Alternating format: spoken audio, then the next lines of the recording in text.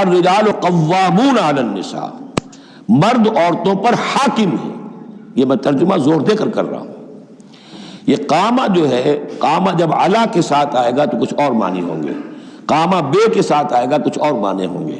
قامہ بے کسی شے کو قائم کرنا، کونوا قوامین بالقسط، اسی سورہ مبارکہ میں یہ آیت آ جائے گی، کونوا قوامین بالقسط، عدل کو قائم کرنے والے بن کر کھڑے ہو جاؤ۔ قامہ علا، کسی کے اوپر، سر پر مسلط ہونا، یہ ہے گویا کہ ایک درجہ حاکمیت ہے۔ گھر کے ادارے میں حاکم ہونے کی حیثیت مرد کو حاصل ہے۔ سربراہ خاندان جو ہے وہ مرد ہے، عورت نہیں ہے۔ عورت کو بہرحال اس کے ساتھ ایک وزیر کی حیثیت سے کام کرنا ہے، یہ ہے اس کا اصل رول، شوہروں کی فرما بردار۔ حافظات للغیب، غیب میں حفاظت کرنے والیاں، یعنی ظاہر بات ہے کہ مال ہے کسی کا تو گھر میں ہے، وہ تو کام پہ چلا گیا ہے، اب وہ کس کی حفاظت میں ہے؟ بیوی کی حفاظت میں ہے۔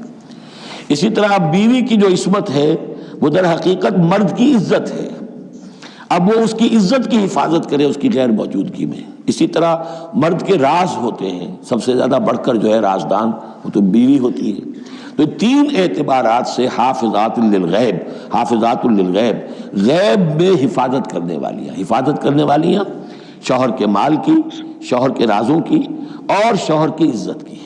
بارے میں تمہیں اندیشہ ہو جائے ان کے اندر سرکشی کا، ضد ہے، ہٹ دھرمی ہے، بات نہیں مان رہی ہیں، اپنی بات منوانی ہے، کسی نہ کسی طریقے سے گھر کی فضا خراب کی ہوئی ہے، یہ ہے نشوز۔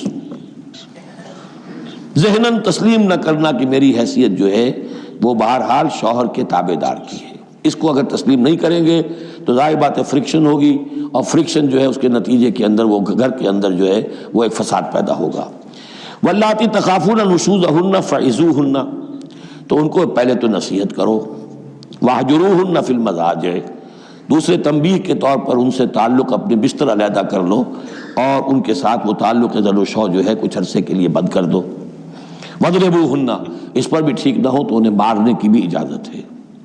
اس میں حضور نے جو روکا ہے وہ یہ ہے کہ چہرے پر نہ مارا جائے، اور کوئی ایسی مار نہ ہو جس کا مستقل نشان جسم پر پڑے۔ اب یہ چیزیں اللہ کا کلام ہے۔